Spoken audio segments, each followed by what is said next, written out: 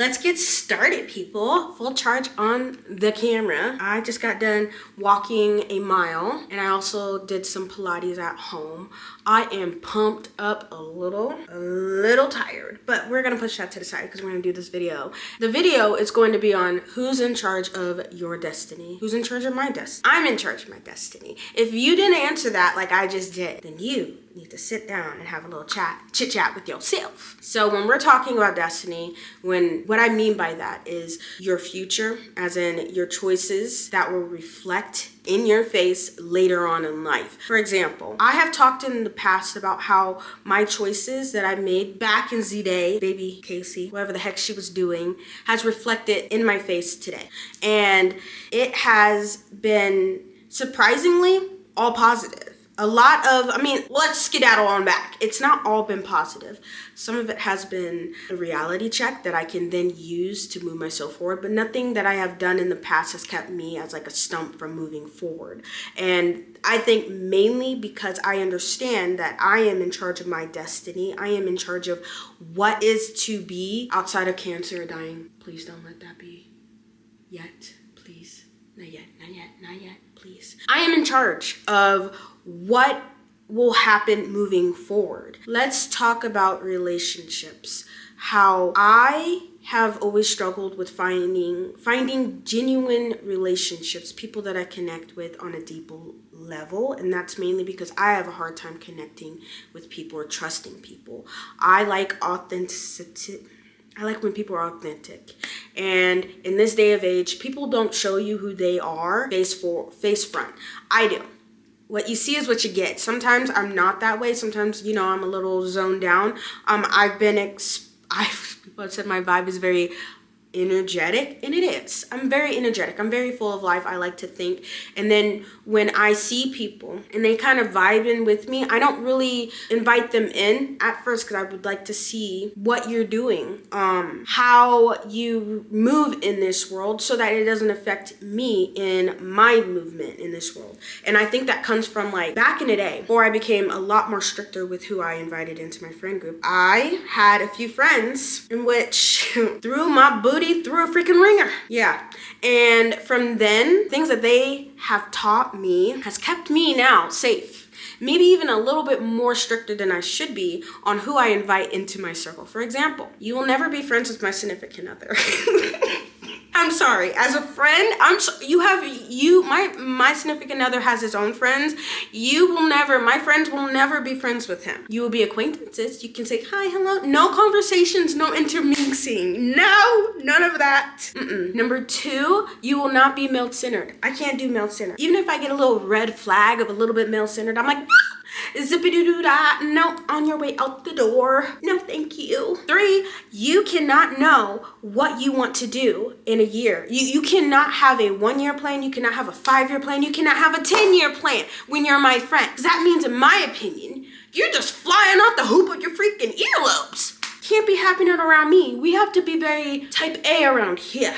And that's just the list of few of the things that I'm very strict, because I am in charge of my destiny. So therefore I am in charge of the energy that I bring in, okay? I know one thing that I struggle with, and that is money. I don't struggle with spending money. I have a struggle with knowing that something new you can buy something used and it can be just as valuable as something new. That's my problem. So I end up spending a lot more money than I should. Do I spend money all the time? No. But I feel like it's something that I understand that in the future, girly pop. If you don't want to be broke, we need to start thinking about things that just because it's new doesn't mean that it's better than used.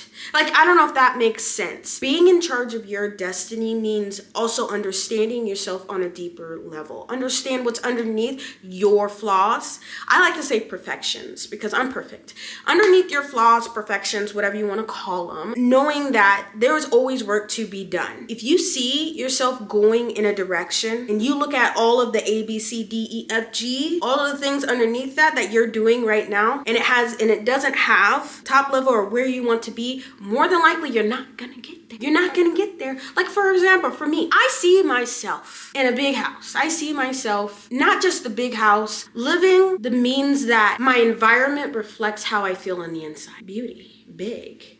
Jackiana, might I say. I want something huge. I want Clark's people. I don't know if you know these people that I'm naming. Amazing people. I'm not saying that I want to live exactly how these people are living. I want to reflect greatness. And this is what I'm saying, like Zendaya. Zendaya is another beautiful character that I like to also think about. Like, hey, me and her, she's maybe a month older than me. This girl has experienced so much. And like, granted, I've experienced so much, but I also want to also have those experiences. Not be on TV, no. But I'm sure there are certain things that has gotten her into certain doors that I would like to be in. But I can't be doing that if I'm not taking the steps to be successful, to get myself next to these people, to be able to experience walking through those goddamn doors. You know what I mean? My number one goal, one of my goals, not number one of my goals is to shake hands with Obama.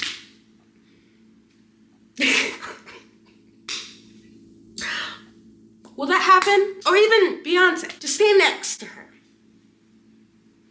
I just want to be friends with Quinn. I don't know her last name. Let me look it up. Let me look up her last name. I want to be friends with Quinn Blackwell. I think that's how you say her last name, Quinn Blackwell. There's just certain people, there are certain things I just want to sit next to, adjacent to, within an area of. And I know I can grasp it. And I am in charge of my own destiny. And if I'm just sitting on my butt every single day, just daydreaming about this stuff, will it come true? No. I want a big, juicy bagagadoogadooga. Am I going to get that by eating fast foods? Possibly. But it's not going to be the one that I want. It's going to be a lot of cellulite. I want a thick badonkadonk. Will I get that? Not until I start doing what I need to do and locking into my destiny. One time, when I was sitting in front of a child psychiatrist, okay, he told me, he said, and I'm going to say his name, Dr. Robert Poopy. He said, he said, you aren't going to go anywhere. I'm sorry, I'm stuck on that name. That's not his real name. That's what I called him. I saw a child psychiatrist back in the day, in my youthful years, when I spent 3 days in a mental hospital. Another story for another time. Anyways, shouldn't have been there. Everybody was confused as to why I was there. Like I said, another story for another freaking time. Anyways, so I was in a child psychiatrist's office and he was like, I don't know where to place you. I looked at him, I said, with the greats. And he looked at me and he said, you know what? I want you to listen to me. I want you to know that you are not going where you think you're going to hit greatness by going down a path that you won't. And he said, and I quote, you were like the blind leading the blind. Good luck crossing that street. When I tell you, I would love to meet Mr. Robert Poopy as an adult because I bet you I am not where he thought I would be. He would be confused, bamboozled at the fact that I, a child who he thought was not going to get anywhere, is where I am today. Because when he said that, I took his words and I said, bet. I'm gonna take all of your degrees on this wall right now and I'm going to prove you wrong. And I did. I proved him so wrong. Not only did that benefit me to take what he said and took control of my own destiny because he was putting his own words on my destiny, I am not down the road that he thought I was gonna go. I did not prove him right. I did not prove anybody in my past right. I bet you there are teachers from my elementary school years looking for my name in the penitentiary. Wrong sibling, not me. I am safe from being in the pen. Not me. Could never be me. I follow the rules too much. And I do not think I would survive in a pen. Anyways, to wrap it back to the conversation of who's in charge of your destiny. Hopefully you understand that you are. Nobody else. You freaking are. And I hate being around people who act like they are just victims in their own story. In their own storyline. They literally have the pen. They literally have the typewriter. They literally own the paper. They are the author. And they are so confused as to why the story isn't just going. I cannot. I used to have a friend. Every single door she would open would cause her just chaos. It was an astronomical problem that came about every single time she moved forward. But if you take a step back and you looked at it and you're like, she didn't have to take those steps. She chose to take those freaking steps. I saw it from a mile away that you shouldn't be taking those steps. I told you not to take those goddamn steps. But here we are. here we are sitting here listening to you, not understanding why everything is going wrong in your life. Maybe because you're not a victim in your story. I'm sorry, I don't believe that people are just so weak-minded that you cannot grasp the fact that you literally are in control of everything. After 18, I don't care who you are, after you're an illegal adult, you are in charge of you, unless you're in a cult, okay? Then that's a whole nother different story, because that's some, and I'm meaning cult as an organized cult, church cult, I mean as in what? Any kind of freaking cult that there is, a family cult, compound cult, I'm saying like that, anything that has anything to do with like psychological, that's a different type of mess. But other than that, I don't care. If I, at 18 years old, was smart enough to sign myself back into the foster care system. If I, at 18 years old, literally graduated after I turned 18, was able to do that, sign myself up for college, graduate with 3 degrees. I'm sorry, I'm always gonna brag about them. 3 degrees. 3 freaking degrees. If I have literally a mom on this earth that I feel like could care less if I'm breathing or dead. I'm practically kind of an orphan. If I can survive so much, there was no way a measly little bump in the road is gonna keep me from achieving my freaking goals. If I, after so many years of turmoil, of not being in charge of my own freaking life, girl, I promise you, no man, no item, nor thing is gonna keep me from achieving what I want besides myself. I will always take responsibility on that, and I refuse to allow other people into my world that cannot see where they also have a hand in their own demise. I refuse to be a victim in my story. So many people have come up to me and be like, what? You grew up in the foster care system? I would have thought about that. Or they're like, what? Your dad died? Yeah, my dad's dead. And he in hell too. But here's my thing. You don't look at me. I feel like most people cannot look at me and see somebody that has gone through so freaking much. And I've only given you the tippy top of how much I have gone through, and see that how much I've achieved. And the people who have been in my world know I have achieved so much more than I should have. And that's because I'm in charge of my own destiny. And boy, when I tell you there have been people who have thrown things in my way, in my direction, to keep me from getting to where I am today. And when they take a step back, every single one has apologized. And I don't think most of the time that they apologize because they see their faults in it. I think they apologize because they can't have a hand. They can't say, hey, I helped you get there. No, they made me stronger. They made me better. And they made me who I am today because of them trying to keep me from getting to where I'm supposed to be. And it's all adults. And some people who are, we will not mention. You know who you are. Anywho, this video has gone on way too long. What did we learn? We are in charge of our own destiny. We have achieved so much today, tomorrow, and yesterday that any little bump that pops in our way, we are allowing ourselves some time to grieve it. I'm not saying you cannot grieve loss. I'm not saying that you cannot take a step back and be sad about how hard life is. Life is hard. I understand that, but I also feel like suck it up, buttercup. Get it together and let's push forward. Let's make it part of our story. Let's make it part of the climb up and not the climb down, not the slide down, because we're only going up.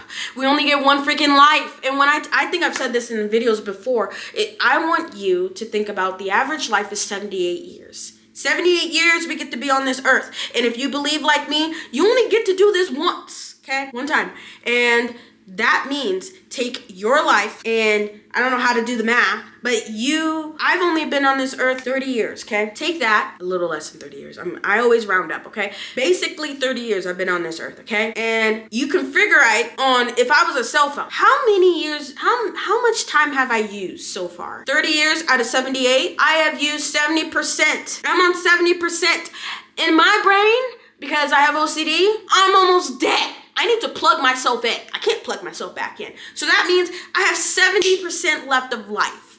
And that 70% of life is not going to be used towards me being the victim. No, sir. It's going to be used towards me and my success story and my growth. And I hope you freaking do the freaking same. Because imagine the haters waiting for you to just be sitting there boohooing and crying. No, you want them to come to you and apologize. You want them to come to you and say, hey, remember when da-da-da-da-da, when we da-da-da? No, I don't remember a damn thing. No, smile on their faces. Give them the opportunity. Look at that they were in your life at a certain point, that they could have also benefited from your life. And now they get to watch from the sideline. And that sounds so cheesy, but seriously, from my little tiny little space in the corner where I have succeeded from so much, I tell you what, there are so many people who still want attachments to me, who still want to connect with me, who still want the benefits of being my friends, but they were also part in the past of tearing me down. You are in charge of your destiny. You are in charge of the energy coming in. Nobody else but you. Okay, end of discussion. Next video, I'm gonna have a couch. I will have a couch next video, which is so freaking exciting. I'm gonna have 2 couches, and we might have to switcheroo how we sit down, how we have our little chit chats. I did lie. I said I was gonna do a video where I would be more script. No, maybe next month will be a little bit more. Will this come out next month? Anyhow, thank you for being here. Until next time. Bye. See you later. Toodles. Adios. Arrivederci.